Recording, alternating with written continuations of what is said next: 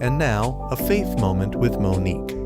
What would you do if God told you to speak to a rock? That is exactly what happened to Moses in the Bible. God told Moses to speak to a rock in the desert. However, instead of speaking to the rock, Moses took his staff and struck the rock. This act of disobedience caused God to become upset with Moses, and he told Moses he would consequently not enter the promised land with the Israelites.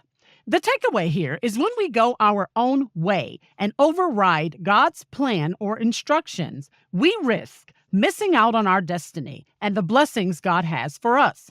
God's instructions may sound strange and go against reason, your logical mind, or how you would do something. Many people in the Bible did seemingly illogical things to receive a healing. Jesus told one man to stretch out his hand for a healing. Jesus put mud in a blind man's eye and told him to go wash it off in a pool for his eyesight to be restored. These acts don't seem to make any sense.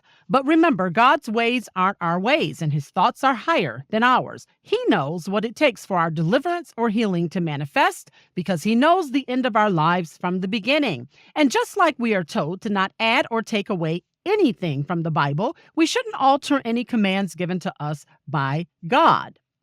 Delayed obedience is disobedience. Doing what God tells you to do, how you want to do it, is also disobedience. Obedience is doing what God says the way he says it. If God says speak to the rock, then you need to make sure you speak to the rock.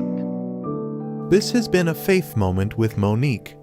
To hear more, go to tryagainwithmonique.com or search for Try Again with Monique on your favorite media platform.